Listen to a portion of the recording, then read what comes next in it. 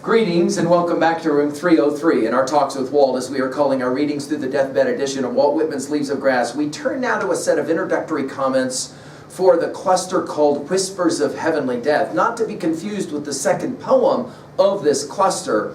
This will be the first of the last 5 major clusters of Leaves of Grass. And as we said in earlier conversations, we're now coming to the end of Leaves of Grass. These are these final poems, and hear it right there in the very cluster title itself. Whispers, we've heard this word already in Leaves of Grass a few times, of heavenly death. Notice there's going to be an attempt to try to come to terms with Whitman's theodicy. Now, we said this in our conversation of Prayer of Columbus, and I think it's significant that now we turn back to this idea. We will say that Whitman in Leaves of Grass is trying to come to terms with the theodicy question, the pain and suffering of the world, of course made most evident by that terrible war that he was a nurse during the Great Civil War. And the question is, how do you deal with that? Well, what's the ultimate terrible pain, suffering? Well, it's Beowulf's dragon of Beowulf 3, right? That is to say, death. And how do you deal with that? This is going to be an amazing cluster of some 18 poems that we're going to be blown away by. The way I like the motif of weaving. Go back to my comments on Homer's Odyssey and the way in which, we've given those at learnstrong.net, the way in which that beautiful poem weaves a story. We're going to get some interesting weaving that will happen here as well, and I'll try and outline that for you. Now let's talk about a few assumptions at this point.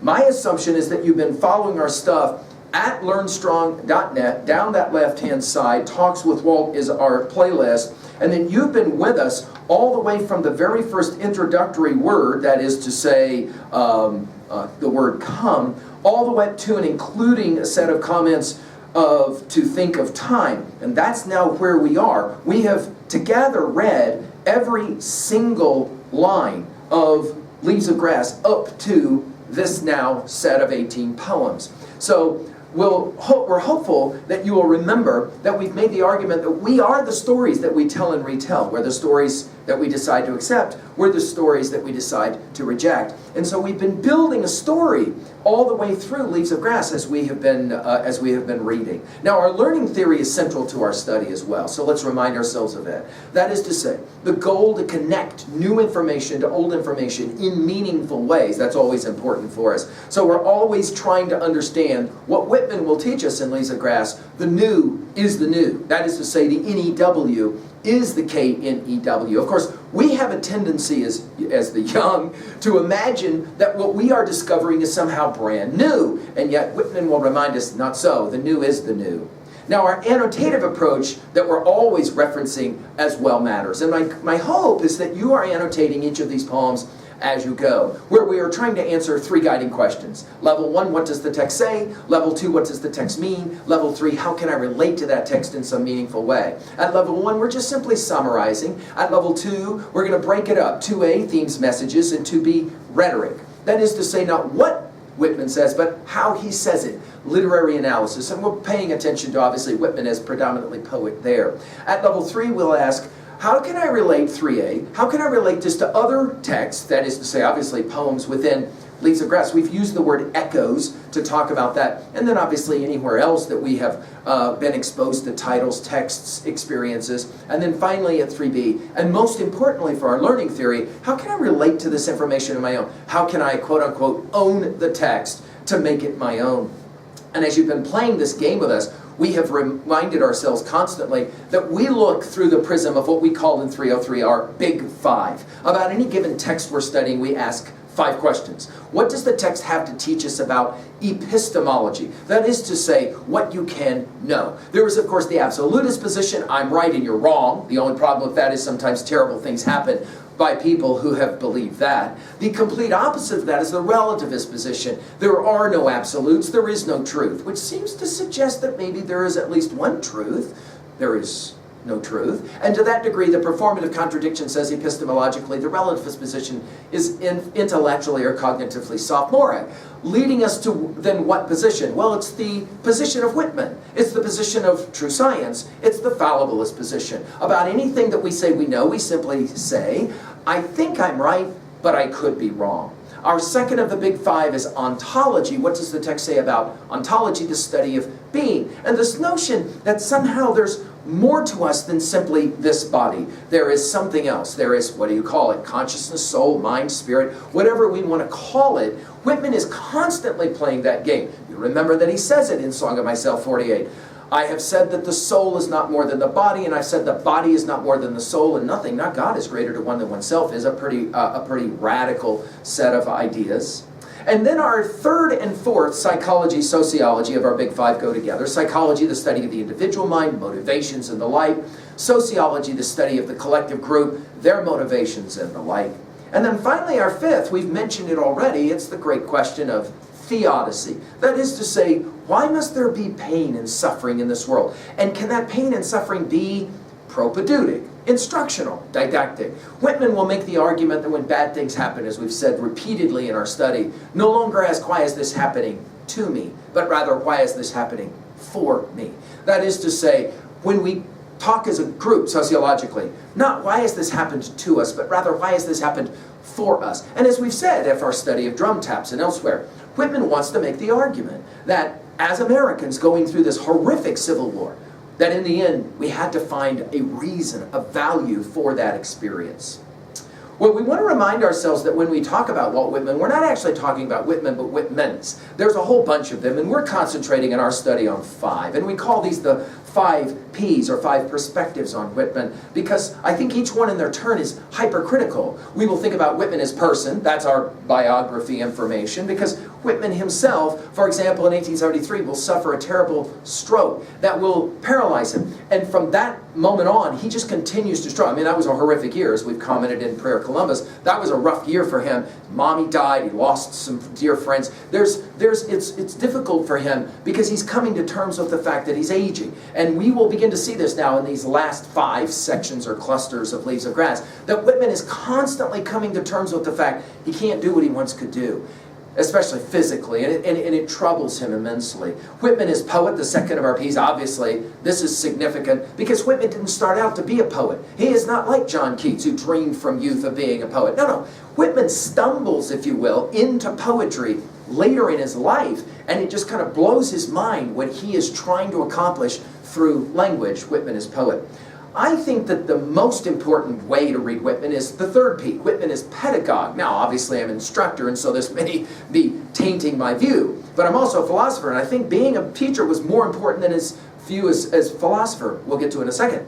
Pedagogue, teacher. And as I've commented to you, I think the heart of Leaves of Grass in some ways is that Song of Myself, passage 46 and 47. He most honors my style who learns under it to destroy the teacher. The idea that once he left the classroom and he became a journalist and then later a poet, I think he never left his love of teaching, sharing ideas with students, which is why we have called this series Talks with Walt. I think Whitman would be very pleased that we are looking at each one of his poems from the perspective of Whitman as instructor. Now, of course, we cannot miss it. Whitman as politician, especially his love of democracy, that is as well central as well as Whitman as philosopher. From Socrates to Emerson and everybody in between, Hegel comes to mind, we have all kinds of philosophy that will be playing the game here. Now finally, our last assumption is that the ideal approach to our study is for you to do your own reading of the text, your own annotating of the text, and then come to our lecture with some kind of hope maybe for a little bit more elucidation. That's my hope anyway.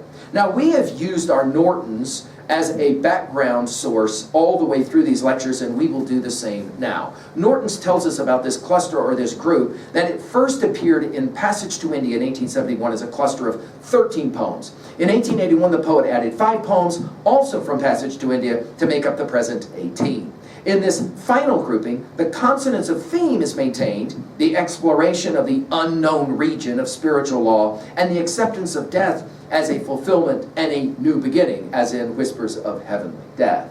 One of these poems originated in Leaves of Grass 1856, 9 in Leaves of Grass 1860, 2 in the 1865 Drum Taps, and 6 in Leaves of Grass 1871. As early as November 12, 1867, the poet had written to his English admirer, William M. Rossetti, quote, this is Whitman now, "It is quite certain that I shall add to my next edition, carrying out my plan from the first, a brief cluster of pieces born of thoughts on the deep themes of death and immortality, end quote. 5 of the poems had their first appearance in the English Broadway magazine for October 1868, Whispers of Heavenly Death, Dearest Thou Now, O Soul, A Noiseless Patient Spider, The Last Invocation, and Pensive and Faltering. And by 1870, according to manuscript evidence, he was considering these pieces with 8 more, either for a separate book or for a supplement that might be bound into a later edition of Leaves of Grass. Well, with that background, how are we going to approach now the next 18 poems? Well, I think that the first thing for us to concentrate on is that Whitman, like Socrates in Plato's Phaedo, Whitman is coming to terms with the fact that the death is coming. We've given full lectures on Phaedo at learnstrong.net, but just to remind you, there is Socrates sitting in his cell, all of his students are around him, and there on the table is the cup that holds the hemlock poison that he soon will drink.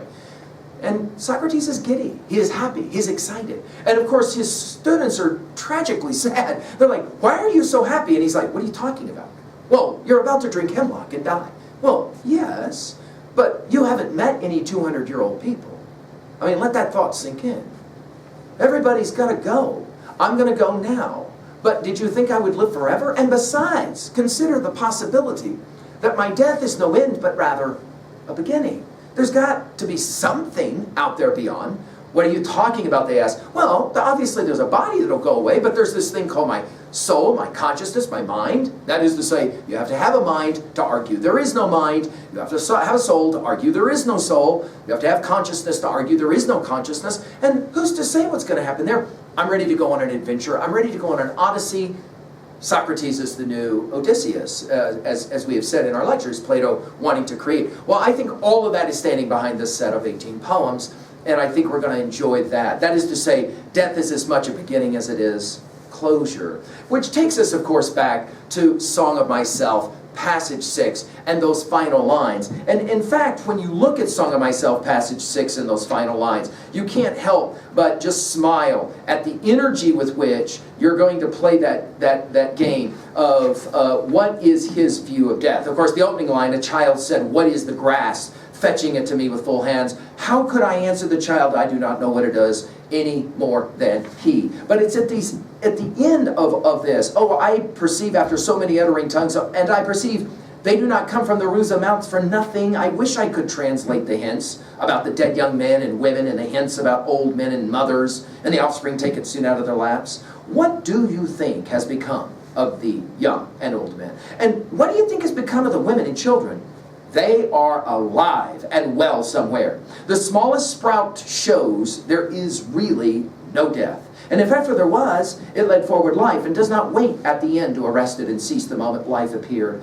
All goes onward and outward, nothing collapses, and to die is different from what anyone supposed, and luckier. Now that idea of luckier takes us back to heavenly death. And we're going to see this after, I think, another way to think about this, and I've commented on it already a little bit, after our study of autumn rivulets, after our study of Passage to India, that is to say the energy, the positive, unbelievable optimism, and we called him an informed optimist, right? He's not a blind optimist, he's an informed optimist, right? But there's this intense light. Well, now we're going to start to talk about what some scholars have called the winter of life. That is to say, as he moves into the fall winter of life, in other words, coming closer and closer to his own death. Think of it this way, as we have said, you were taught this truth from the time you were quite young. You were swinging at the park. You wanted to keep swinging at the park. Some adult in your life said, honey, it's time to go to the van. I don't want to go to the van. Honey, you got to go to the van. You can't stay at the park and swing forever. From a very young age, they were telling us, reminding us, you don't get to swing at the park forever. You got to go to the van. The van is always waiting. You have to go. And since you have to go, you ain't met no 200-year-old people. Since you have to go, why not swing well at the park? Because you only get to do it for a short period of time.